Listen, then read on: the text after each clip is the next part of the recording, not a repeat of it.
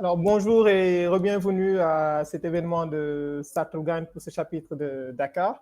Nous remercions toutes les personnes qui ont pu s'inscrire pour ce nouvel événement. Aujourd'hui, nous avons le grand honneur de recevoir Ola, l'entrepreneur, Ola Bissi Adjovi, qui est plus connu sous le pseudonyme de Ola l'entrepreneur, qui est un jeune entrepreneur cofondateur de la start-up Wikari au Sénégal, qui œuvre beaucoup plus dans le milieu de la logistique. Et aujourd'hui, on va, avec l'aide d'Ola, l'accompagner un peu, connaître un peu plus qui est Ola, qu'est-ce qu'il fait tous les jours de sa vie, quelles sont ses passions, comment ça se passe, sa vie d'entrepreneuriat, notamment avec Wikari. Et on va essayer de passer en revue un certain nombre de choses et avoir ses inputs par rapport à l'écosystème et aussi par rapport à sa carrière au niveau de l'entrepreneuriat. Qu'est-ce qu'il aujourd'hui pourrait proposer comme piste de solution ou donner des conseils aux jeunes entrepreneurs qui voudraient se lancer. Alors, Ola, bonjour et merci encore une fois d'avoir accepté cette invitation de Saturn Dakar. Je vais te laisser la parole pour te présenter un peu plus à la communauté et nous dire qui tu es, qui est Ola. Bonjour Alain, merci beaucoup pour l'invitation. Sato Grind, ça me fait plaisir d'être là.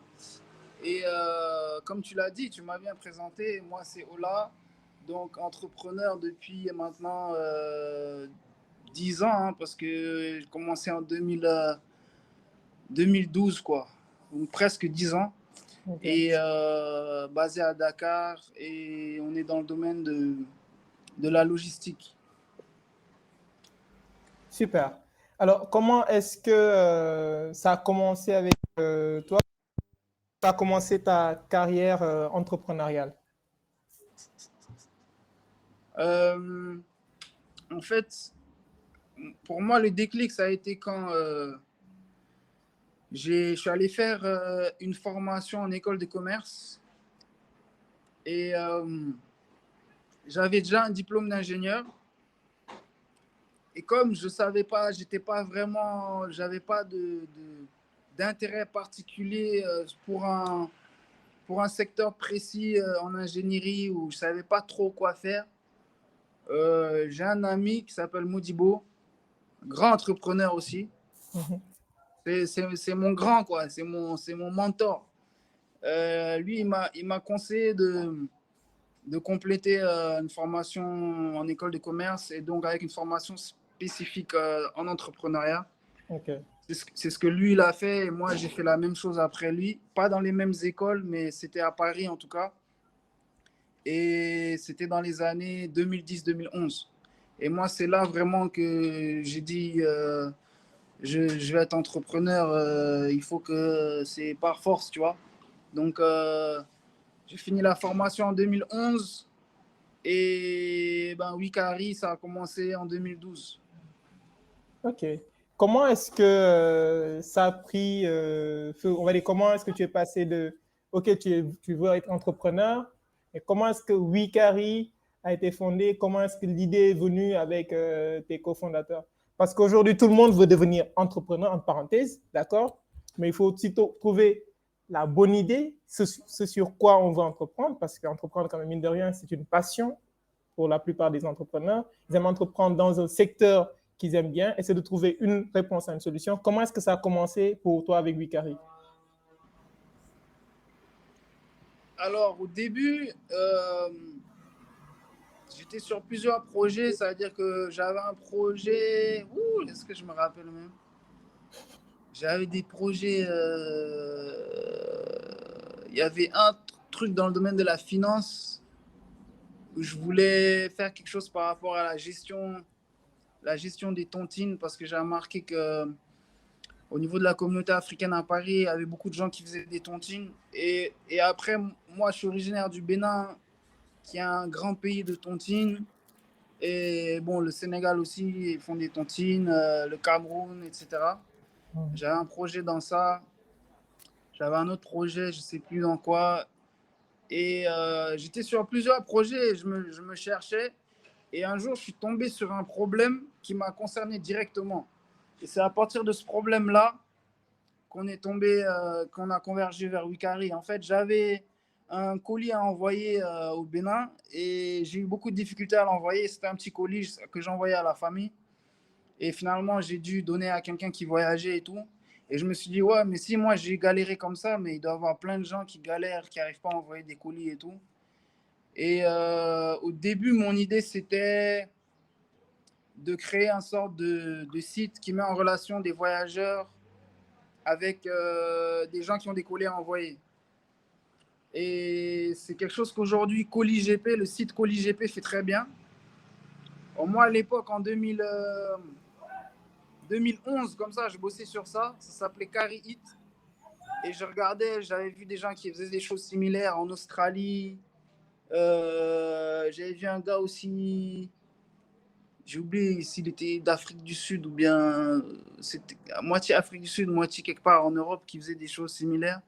Après, je me suis un peu heurté au problème de... J'avançais pas en fait sur ce projet-là parce que j'arrivais pas à résoudre l'équation de comment qui a la responsabilité du colis. C'est-à-dire le jour où il y a un problème avec le colis, il y a une bombe dans le colis, c'est qui porte la responsabilité de il y a une bombe dans le colis. Et donc je me suis dit bon, pour faire simple, ce que je vais faire, c'est qu'au début, les colis, je vais moi-même les prendre et moi je vais trouver des gens qui peuvent qui peuvent voyager. Et comme ça je vais construire une communauté de voyageurs qui prennent les colis et tout. Et puis ça va commencer comme ça.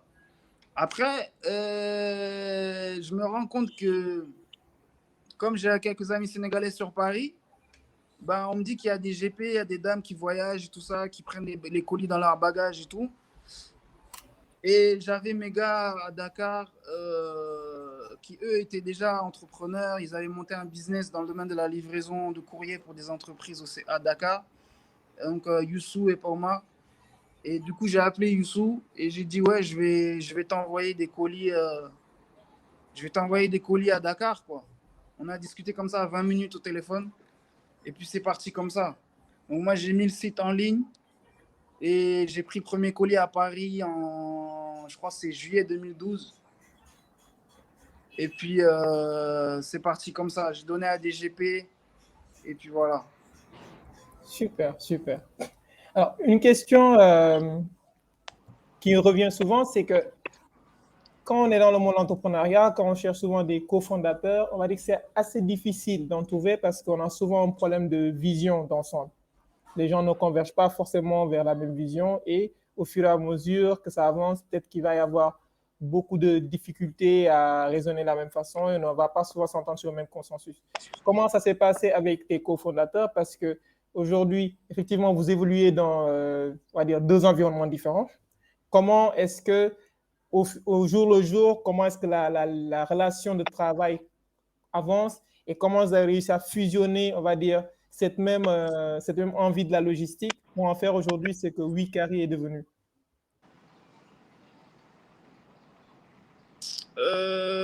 Alors, au début, les fondateurs, en fait, l'idée, c'est que je cherchais juste quelqu'un qui soit à la fois quelqu'un de confiance et quelqu'un qui travaille. C'est tout. Il faut avoir quelqu'un à qui tu sais que s'il y a de l'argent, il va te renvoyer ton argent de manière équitable. Et après, quelqu'un qui travaille, c'est-à-dire qui est disponible, en fait, tu vois. Moi, du côté du Bénin, j'avais pas des gens qui remplissaient les deux. Et naturellement, j'ai appelé Youssou parce que Youssou, je savais que c'était un gars fiable. Et les gens qui le connaissent savent que c'est un gars fiable. Et on s'est connus sur les campus en France. On était étudiants sur le même campus. Donc, on avait fait des choses ensemble. Il y avait les milieux associatifs, on organisait des événements. Tu sais, quand tu finis l'événement et on a organisé des soirées, tu finis à 4 h du matin la soirée, il faut nettoyer la salle. À 4 h du matin, tout le monde rentre chez soi, là. Tu vois, et ben, il y avait moi, il y avait Youssou, et il y avait un troisième larron. Je me rappelle, c'est des images qui me reviennent. Je me rappelle une soirée où il y avait Fari, on était Youssou, Fari et moi. Farine Dao, pour ceux qui connaissent. Ouais. Et voilà, quoi. On nettoie la salle, on range tout, et puis Je savais qu'en fait, c'était. Voilà, tu repères dans le milieu associatif, tu repères les gens qui sont là pour faire quelque chose ou les gens qui sont juste là pour quand il y a à manger, quoi, tu vois. Ouais. Donc, c'est comme ça que ça s'est fait. Hein. Je l'ai appelé, on a commencé à travailler.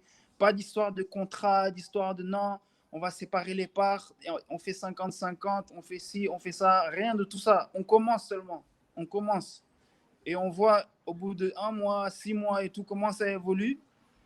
Et une fois que les choses évoluent, que ça devient sérieux, là, tu crées une société, vous répartissez vos parts et puis vous vous synchronisez sur la vision, tu vois, parce que la vision, c'est très important, comme tu l'as dit, il faut que vous ayez la même vision et pour que ça dure, sinon ça ne va pas durer. Et c'est comme ça hein, que ça s'est fait. On ne s'est pas vraiment pris la tête plus que ça. Super. Ben écoute, je pense que une très bonne chose sur laquelle les gens devraient plus souvent prendre conscience, avoir un cofondateur, c'est pas juste une question d'amitié, ça va au-delà. Il faudrait que vous ayez les mêmes valeurs dans le sens du travail. Exactement. Et pour compléter aussi, c'est là, faut voir qu'il y a Paumar qui est le troisième cofondateur. Paumar aussi, il y avait une relation. Youssou et lui se connaissent depuis très longtemps, c'est des amis d'enfance et ils ont fait plein de choses ensemble. Et du coup, il y avait, tu vois, il y avait cette dynamique-là qui fait qu'on se retrouvait, comme tu dis, sur les valeurs. Et du coup, le link s'est fait naturellement, quoi. Ok. Actuellement, Wikari a combien d'années d'existence? Wikari 2012-2021, donc ça fait 9 ans. 9 ans. 9 ans, c'est sûr que comme toute startup Wikari, il y a eu des hauts et des bas. Vous avez sûrement eu à passer par des épreuves assez compliquées, assez difficiles pour en arriver là où on est. Et à ce propos même, je voulais qu'on revienne un peu sur votre levée de fonds. Mais juste avant, comment ça s'est passé de la création, le début des activités jusqu'à la levée de fonds? Comment est-ce que Wikari, on va dire, évoluait dans l'exercice de son activité? Jusqu'à la levée de fonds. Ouais. Bah, ça se passait bien. Hein, ça se passait bien. Je sais pas trop. Non, en fait on a levé des fonds en 2017. Ouais. Nous, on a commencé en 2012. Donc moi, à partir de 2012, j'ai fait que ça. C'est 6 jours sur 7, du matin au soir. Et le truc, c'est que l'activité, elle grandissait chaque année. On multipliait le chiffre d'affaires par 2. Et du coup, ben, il y a un fonds d'investissement qui est venu s'installer à Dakar dans les années 2015-2016 et qui cherchait des projets parce qu'un fonds d'investissement, il a besoin de projets dans lesquels investir en fait. Ok. Et du coup, on s'est rencontrés comme ça à Dakar et on a discuté pendant 18 mois à peu près, le temps qu'eux aussi se mettaient en place en même temps. Ok. Ils ont décidé d'investir, on est leur premier investissement d'ailleurs. Ils ont décidé d'investir parce qu'ils ont vu qu'on avait une bonne équipe et qu'on avait réussi sur fonds propres à passer de zéro à peu près 200 millions de chiffre d'affaires annuel. Parce que je pense qu'en 2017, en 2017, on a fait à peu près 200 millions de chiffre d'affaires. Et 2017, c'est l'année à laquelle on a reçu l'investissement. Bon, on l'a reçu au mois d'avril, mais je pense que bon, on était déjà bien lancé. Mais l'année précédente, 2016, je me rappelle pas c'était quoi le chiffre d'affaires, mais 2016, on avait dû faire dans les 130 ou 140 millions, je sais plus. Ok. Donc bref, on faisait déjà du chiffre nous-mêmes sur fonds propres. Et voilà, et du coup, pour un investisseur, ça donne envie d'investir, tu vois. C'est comme ça que ça s'est fait. Hein. Super. Alors, chose importante sur laquelle les investisseurs reviennent souvent, c'est qu'aujourd'hui, euh, un investisseur n'investit pas forcément dans une idée, il investit beaucoup plus dans une équipe qui a une vision. Elle investit aussi sur quelque chose qui marche déjà. Généralement, les investisseurs investissent beaucoup plus sur quelque chose qui a déjà fait ses preuves. Est-ce que ça va aussi dans le même rencontre? Est-ce que ces valeurs-là ont été, enfin, ces données-là ont été prises en compte par l'investisseur quand il est venu vers Wikari? Complètement, ouais. On avait déjà, comme je dis, on avait déjà une équipe. On avait voilà, recruté des gens, on avait mis en place nos process, on avait des clients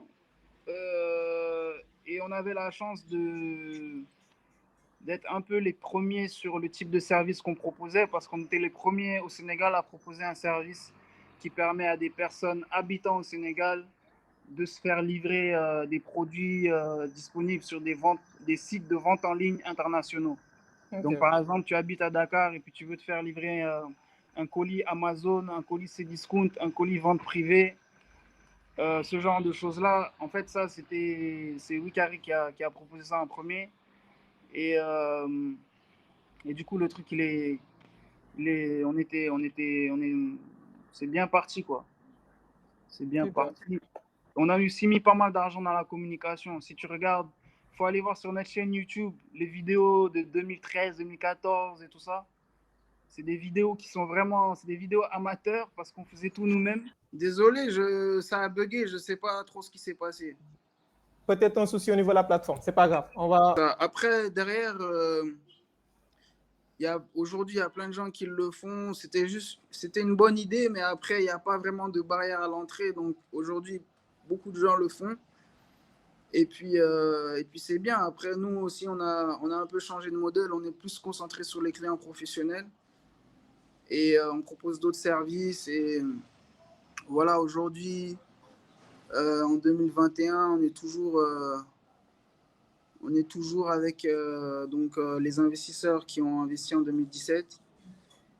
Et pour ceux qui souhaitent lever des fonds, moi, je dirais juste que le plus important, c'est de prendre la posture de la personne qui apporte quelque chose, en fait. Parce que souvent, on a l'impression que l'investisseur, c'est lui qui nous aide, entre guillemets. Alors qu'il faut pas prendre cet état d'esprit-là. C'est l'entrepreneur qui aide l'investisseur. Parce que l'investisseur, comme j'ai dit tout à l'heure, s'il n'a pas de projet ou dans lequel investir, il n'a pas de métier, en fait. Okay. Donc, il faut arriver avec cet état d'esprit-là et il faut négocier de manière... il faut pas... L'argent, en fait, c'est bien quand on n'a pas besoin. Parce que quand on n'a pas besoin, c'est là où tu récupères beaucoup d'argent. Et dans les discussions, il faut que les gens sentent que vous n'avez pas besoin de l'argent. Et que même si vous continuez tout seul, votre projet, il va marcher, vous allez faire des choses hyper intéressantes. Et qu'en fait, l'argent que vous récupérez, c'est juste du bonus, en fait. Okay. Donc, il faut essayer d'avoir cette posture-là et il faut même essayer, parce qu'à un moment donné, c'est les chiffres qui parlent. Et il faut que dans les chiffres, ça se ressente. Soit vous êtes déjà rentable, soit, même si vous n'êtes pas rentable, vous faites tellement de croissance que l'investisseur en face, il se dit, si ce n'est pas moi qui ai investi, ce sera un autre. Et ou bien si eux, ils sont solides et qu'ils arrivent à continuer à tenir sur fonds propres, ils vont continuer à faire de la croissance jusqu'au moment où ils vont être rentables et ils n'auront plus besoin vraiment de, tu vois, ils vont gérer quoi, tu vois. Chose importante, vas-y. Je disais chose importante sur laquelle je voudrais que tu reviennes, c'est qu'il faudrait faire comprendre aux gens que la croissance n'est pas synonyme de rentabilité. C'est-à-dire qu'aujourd'hui, on peut avoir une entreprise qui fait énormément de croissance, mais qui, voilà, n'a aucun bénéfice net à la fin du mois. Exactement, ouais. Parce qu'on voit, parce que si on prend l'exemple de Twitter, je sais qu'il n'y a que très récemment qu'ils ont commencé à être rentables. Twitter, depuis le début, ils faisaient beaucoup de croissance, mais niveau rentabilité, ce n'était pas trop ça. Ouais, ça, c'est de la pure finance. C'est des choses qui ne sont pas forcément intuitives et simples à comprendre au début. Mais après, quand on rentre dedans, c'est très important de comprendre ces nuances-là Parce que déjà, la manière de piloter une entreprise, lorsqu'on est dans une optique de recherche de rentabilité ou lorsqu'on est dans une optique de recherche de croissance, ce n'est pas la même manière de piloter une entreprise. Lorsqu'on est dans une optique de recherche de croissance, on est toujours en risque maximal et on dépense de l'argent, même si ça coûte cher. L'important, ce n'est pas ce que ça coûte, l'important, c'est ce que ça rapporte. Alors que quand on est dans une optique de rentabilité, on est dans une optique d'optimisation, de diminuer les coûts, de sécuriser certaines choses. Et un bel exemple auquel je pense, c'est l'exemple d'Amazon. Amazon, entre le moment où ils ont démarré et le moment où ils ont touché la rentabilité, ils ont touché le seuil où tu commences à faire des bénéfices, il s'est passé 10 ans. Et en fait, le truc, c'est que déjà, tu as des investisseurs qui croient en toi et tout, mais même Amazon, il faisait des croissances tellement extraordinaires qu'en gros, ils jouaient sur les décalages de trésorerie. Je te donne un exemple. Imagine, tu arrives tu encaisses 1 million aujourd'hui. Dans les 1 million, tu dois payer 800 000 même pas 800 000, tu dois sortir 1 200 000. Et donc, tu n'es pas rentable parce qu'en fait, tu as encaissé 1 million, mais en fait, tu dois sortir 1 200 000. Donc, tu as une perte de 200 000.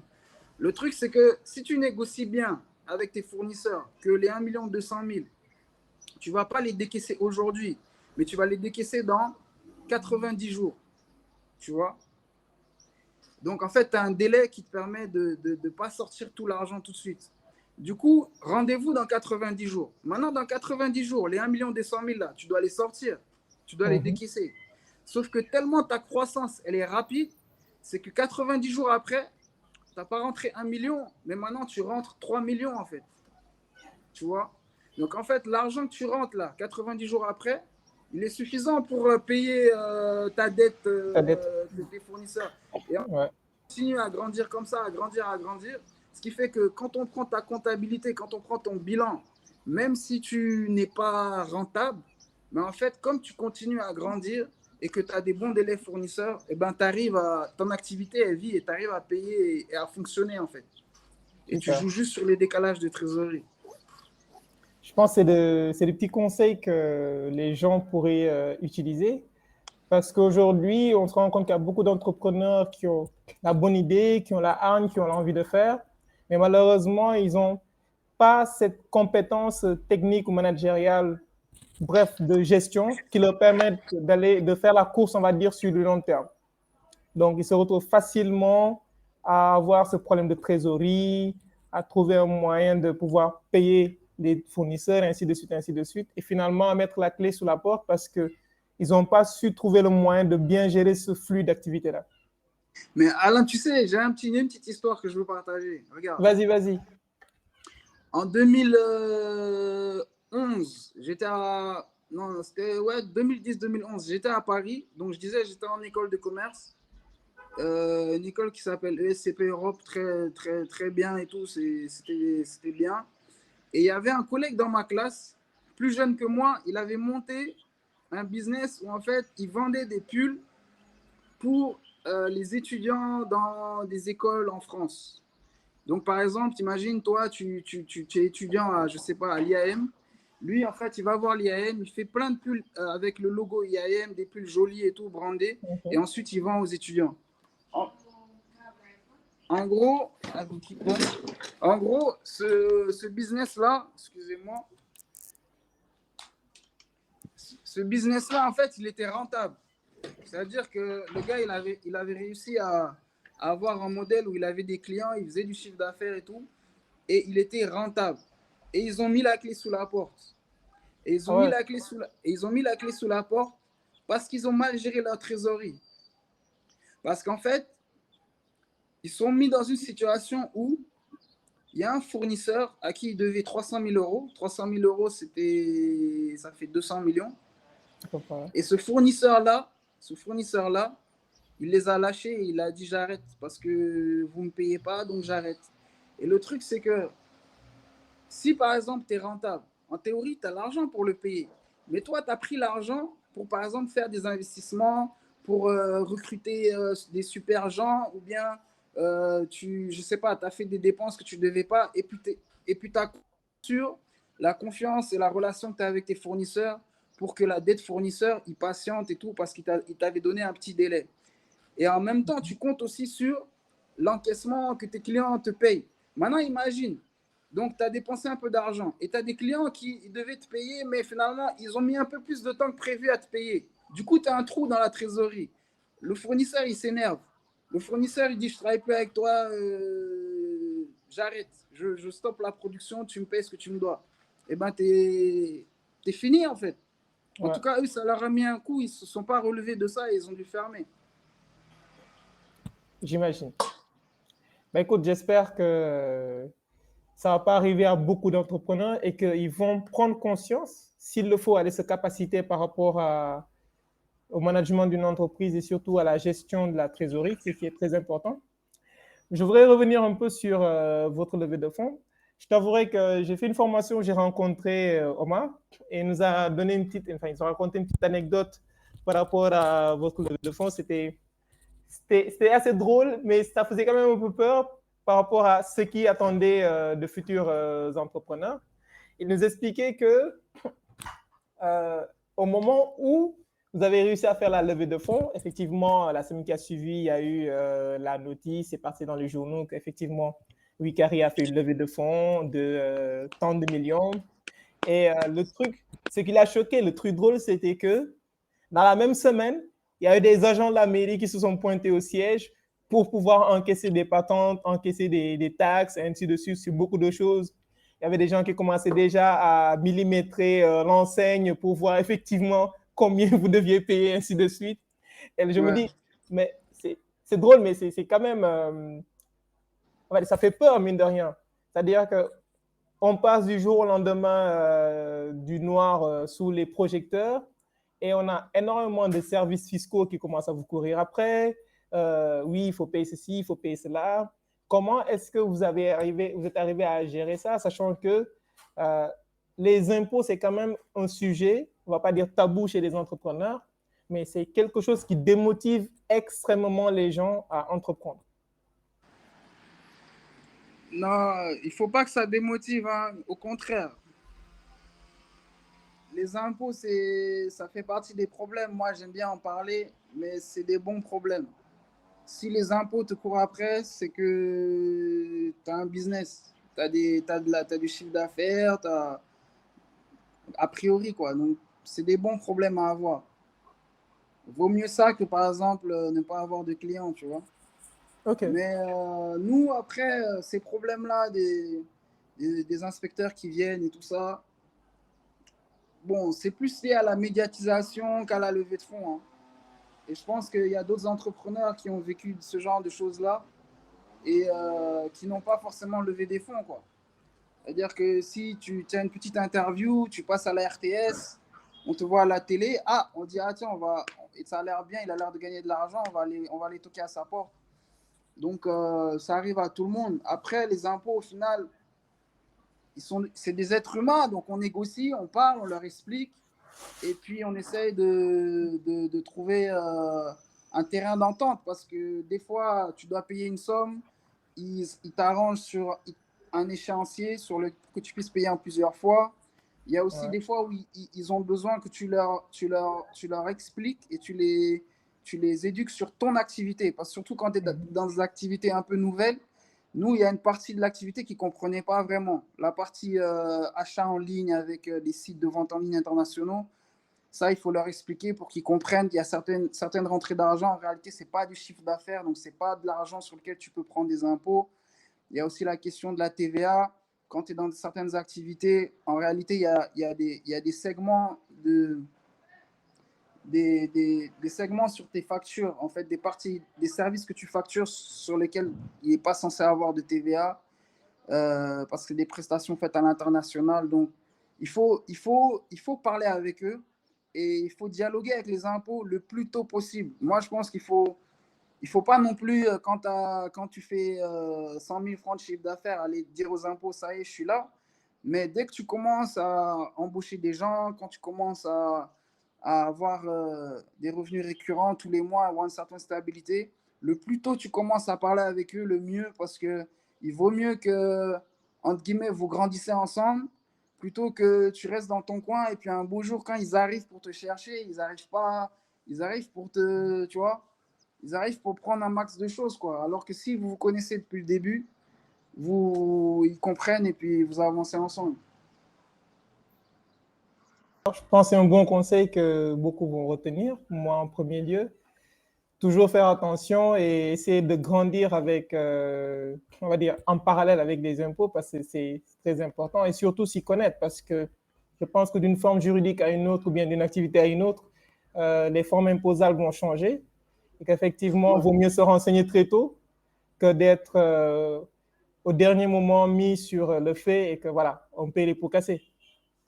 ouais, c'est ça, c'est ça. Et puis, tu vois, c'est ce que Paumar a fait en tant que directeur administratif et financier. Et les relations avec les impôts, c'est très important. Ouais. Il a géré ça. Et une autre chose qui aide, c'est aussi de se faire accompagner par un expert comptable. Parce que euh, l'expert comptable, si il y a des cabinets sur lesquels vous pouvez converger, vous pouvez Mhm. converger plus facilement sur vos intérêts.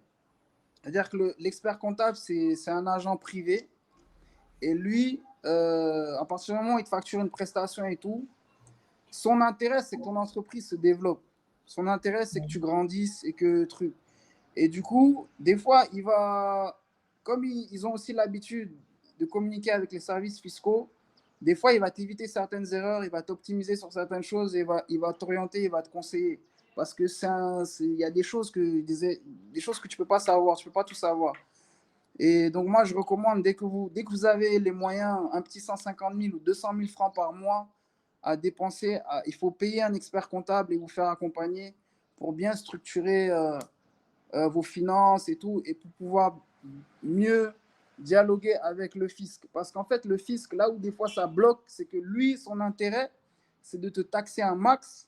Et toi, ton intérêt, c'est d'être taxé le moins possible. Et c'est là où les discussions elles deviennent compliquées, tu vois. Donc c'est pour ça que des fois, il faut essayer d'être accompagné. Super, super conseil.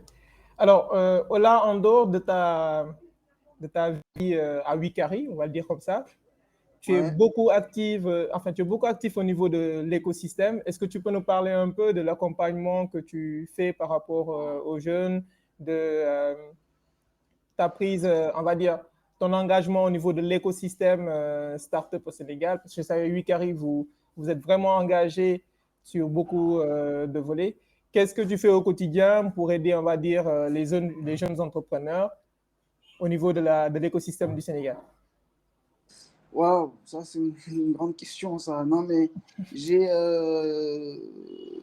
on est des amoureux de l'entrepreneuriat, moi et mes cofondateurs et nous c'est avant tout ça, c'est le fait de pouvoir créer quelque chose, l'amener de zéro à quelque chose quoi et on essaie de partager ça, partager cette passion de l'entrepreneuriat avec d'autres. Donc, ça passe par des fois discuter avec des plus anciens, des plus expérimentés. Ça, c'est très important parce que ça permet d'avoir des retours d'expérience. Ça permet de, d'avoir aussi certaines informations intéressantes et aussi discuter avec des plus jeunes ou discuter Okay. avec des gens qui peut-être qui démarrent pour éviter que eux ils fassent certaines erreurs, pour les motiver aussi, pour pas que tout le monde aille toquer au concours pour devenir, je sais pas moi, pour aller travailler, être fonctionnaire ou bien forcément travailler à la Sonatel parce qu'il n'y a, Mhm. a, pas de la place pour tout le monde. Donc quand on voit des gens qui ont envie de créer quelque chose, on a envie de les aider quoi. Donc maintenant, au quotidien, je ne dirais pas que je fais quelque chose au quotidien. Moi, je suis très actif sur TikTok. Sur TikTok, c'est du contenu plutôt. C'est entre de l'entertainment et de l'éducation, mais c'est toujours autour de l'entrepreneuriat. Mhm. Mais après, c'est vrai que comme on partage nos locaux avec Sen Startup, qui est une association qui milite pour l'entrepreneuriat et les entrepreneurs au Sénégal, on voit pas mal d'entrepreneurs passer et on essaie de les accompagner, de les conseiller. On avait même lancé une offre de mentorat qui, là, bon, avec les vacances, tout ça, c'est un peu ralenti. Mais l'idée, c'est d'avoir des conversations au moins une fois par mois avec des entrepreneurs qui ont des projets et puis de faire le point avec eux et de voir comment on peut les orienter, les aider. Là, tout de suite, avant que tu m'appelles, quand j'ai décroché, j'étais avec un jeune qui, lui, il doit faire une soutenance pour une licence.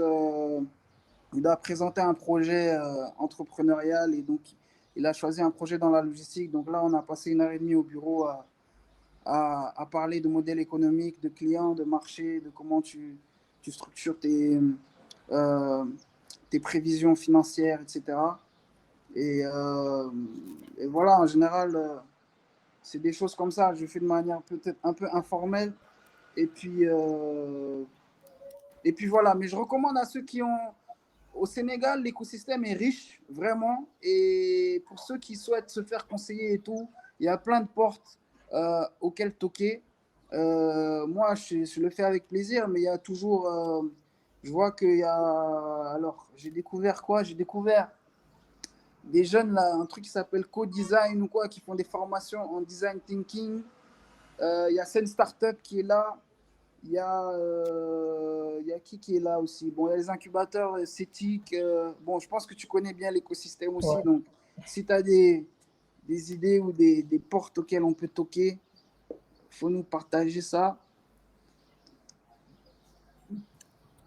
L'écosystème, c'est vrai qu'il est assez vaste. Il y en a entre les structures accompagnantes, les structures qui fournissent, on va dire, des aides financières, les incubateurs, les structures de mentorat. Je pense il y a énormément d'acteurs qui peuvent aider tout en chacun. Le tout, c'est de pouvoir savoir à qui s'adresser au bon moment, on va dire, au niveau de l'évolution de sa vie entrepreneuriale. C'est ça qui est assez important pour moi.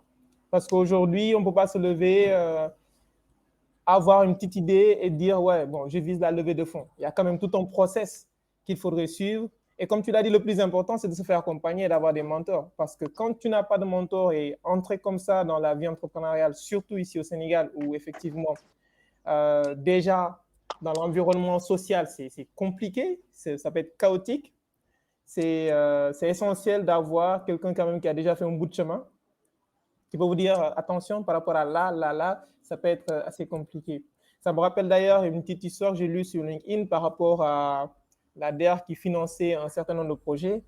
Et les gens disaient, ah tiens, la DER finance des projets, mais on ne les voit pas. Et il y a eu une réponse d'un agent de la DER qui a dit, c'est pas parce que vous ne voyez pas l'argent que les gens ne sont pas financés. Les gens se font financer, mais ne le crient pas sous tous les toits parce que ils ont peur de, on va dire, de ce poids familial, de ce poids social où dès qu'on sait que tu as 100 000 francs quelque part, eh ben, écoute, les problèmes de tout le monde sont en train de ressortir et tout le monde veut avoir accès à cet argent-là pour régler ses soucis. Alors que cet argent, c'est de l'investissement à la base. C'est pas l'argent qu'on prend juste pour, voilà, s'occuper de nos problèmes. Ça, c'est très, très, très juste ce que tu dis. Ça me fait penser à une petite anecdote d'un business angel sénégalais qui dit que il a investi dans une start-up. Lui, son métier, de toute façon, de métier, il est investisseur. Okay. Et il aime bien investir dans certaines startups. Et il y a une startup dans laquelle il a mis une somme. Je ne sais plus c'était quoi la somme, c'était quelques millions. Et il y a un membre de sa famille qui a appris qu'il a créé des problèmes. Genre, c'était sa tante. Sa tante a commencé à lui créer des problèmes. Il dit, pourquoi tu fais ça? Pourquoi tu donnes l'argent comme ça? Genre, après, il allait chercher du renfort auprès de sa mère. Sa mère aussi lui a dit, mais tu fais n'importe quoi. Donc, en fait ça fait partie des réalités sociales, c'est vrai. Et c'est pour ça que c'est bien que, tu vois, il y a ces discussions-là autour de l'entrepreneuriat, autour de la finance, autour de l'investissement pour que les gens comprennent mieux, en fait, tu vois.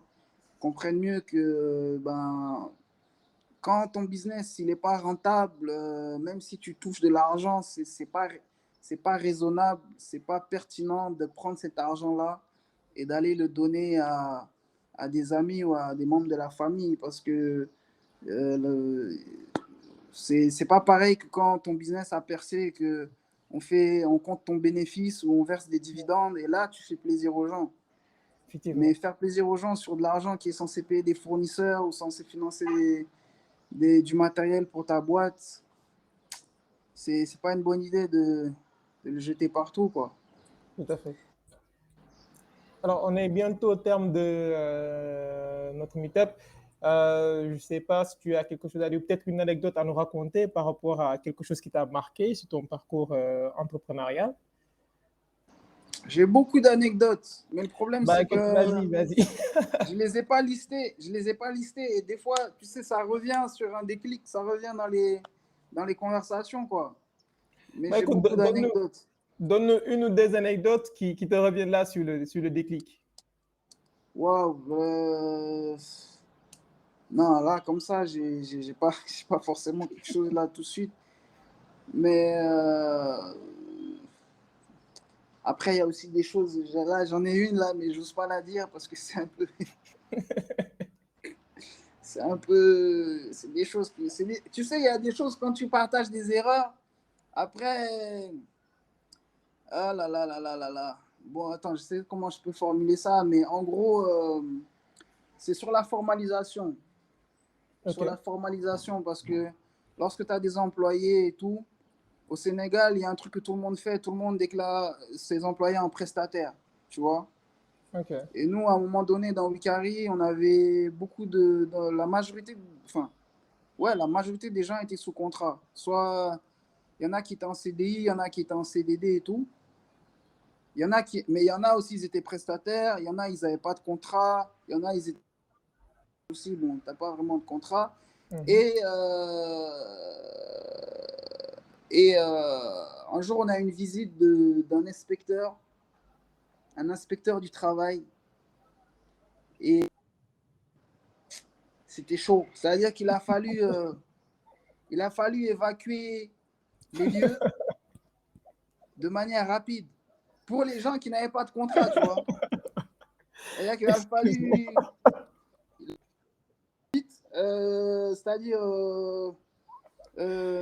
discrètement par la fenêtre, le balcon, partout, parce que pour discuter sereinement avec lui, tu vois. Parce que moi, je sais plus, je crois que c'est Omar qui m'a dit, Omar m'a dit, un inspecteur qui arrive et tout ça. Et dans les cas comme ça, c'est pas Omar qui discute avec eux et tout. Et ouais, comme on voulait pas, tu vois, c'est rare ce genre de visite-là. Nous, ça nous est arrivé une fois. Et voilà, comme on est au Sénégal, tu peux pas déclarer tout le monde, tu peux pas faire des contrats à tout le monde, tu vois. Ça, Ouais. les gens qui ont des employés, ils savent, tu vois. J'imagine bien la situation, ça devait être assez cocasse quand même. Ouais, C'est, c'est sportif, ouais. ouais, j'imagine, j'imagine. Bah écoute, je pense qu'il y en a plein aussi qui ont peut-être eu ce genre d'aventure, peut-être pas dans les mêmes conditions, mais c'est vrai que Ouais, ici, avec les services fiscaux, les potentiels bailleurs, je dirais même jusqu'à dire les fournisseurs, on joue souvent au jeu du chat et de la souris quand on se trouve au dos au mur. Et on se retrouve souvent dans des aventures ou bien des moments assez cocasses comme celui-ci. En tout ouais. cas, Ah là là là là. c'est clair, Ouais. c'est clair. Mais il y a un autre moment cocasse, mais ça, le mieux, c'est des choses qui sont arrivées au début, à l'époque, en 2013, comme ça. Et l'histoire, elle est très, très, très marrante quand c'est Youssou qui la raconte. Youssou, il fait partie des fondateurs et tout. Ok, Et en fait, on avait un client, ben, je peux le citer, hein, tu vois, c'était Nice Cream ok, à Dakar. Et c'est marrant parce que ils nous avaient commandé, en fait, ils avaient un fournisseur quelque part en Europe. Et ils avaient commandé des, du, de la crème glacée, en fait, tu ok. vois. Et c'était assez lourd et tout. Et ça devait, on devait l'expédier de Paris vers Dakar par avion. Ils avaient une petite urgence. Je crois qu'il y avait des fêtes qui approchaient, quoi. Ok. Et ils savent que quand les fêtes approchent, ils ont beaucoup de clients. Et en même temps qu'ils avaient commandé la crème glacée, ils avaient commandé des cornets pour les glaces, quoi. Et nous, en fait, quand on a reçu ça, tu reçois ça sur une palette. Maintenant, en logistique, une palette, tu ne dois pas la toucher. Tu ne dois pas toucher une palette parce que le fournisseur, une fois qu'il a fait sa palette, il a bien emballé. Tu ne sais pas comment il a fait. Et il faut livrer la palette telle qu'elle. Mais nous, à l'époque, comme on était au début, on galérait. Moi, en fait, je recevais la palette chez moi dans ma chambre d'étudiant. Et en fait, la palette est passée par la porte. Du coup, j'ai dépalettisé. Dépalettiser en logistique, c'est comme un blasphème en religion, quoi, tu vois. Tu ne dois pas le faire. Donc, je dis bien, tout le monde n'est jamais faire ça.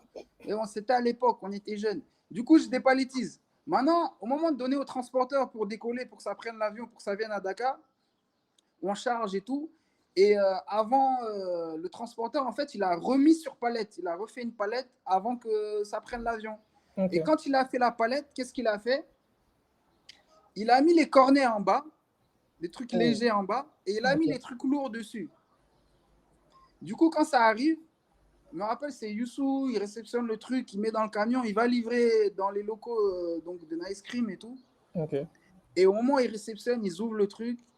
Et en fait, tous les cornets qui étaient en bas, tout était écrabouillé, c'était inutilisable, c'était mort, tu vois. Et c'était des cornets fashion, des cornets stylés avec des petits trucs. Ils avaient commandé ça exprès pour une occasion et tout.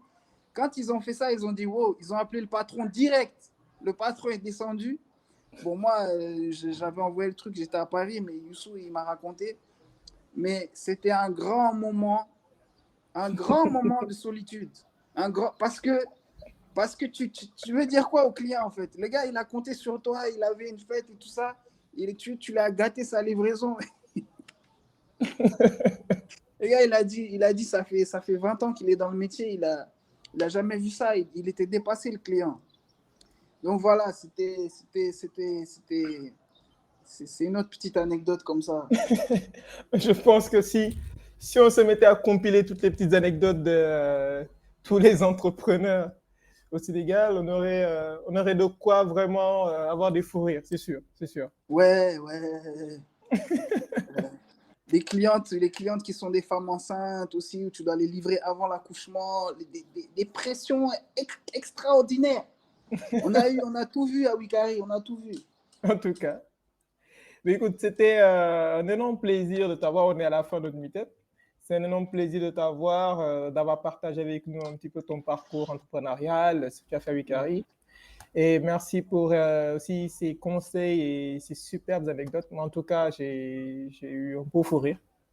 Et c'est sûr que je vais te voir en réel pour avoir encore beaucoup plus d'anecdotes. Et en tout cas, merci à toi, merci à ceux qui ont pu s'enregistrer pour l'événement. Yes. Je te laisse le dernier mot de la fin avant de clôturer. Ouais, ben merci beaucoup, merci pour l'invitation et courage à tous ceux qui se lancent dans l'entrepreneuriat. Et je vous dis, enfin moi je dis souvent, ne cherchez pas des financements, cherchez des clients. C'est mieux. C'est beaucoup mieux. Merci à tous, merci d'avoir pu participer à ce meet-up de Sachem Grand Dakar. Merci Ola l'entrepreneur, j'espère que vous resterez connectés, il y aura d'autres événements qui vont arriver avec d'autres entrepreneurs de la place. N'hésitez surtout pas à nous faire un retour si vous avez des suggestions ou des commentaires. Suivez-nous sur les réseaux sociaux pour être toujours à l'affût de la moindre information qui va passer. Merci à tous, big up et passez une très bonne soirée. Ciao. Salut, ciao, merci.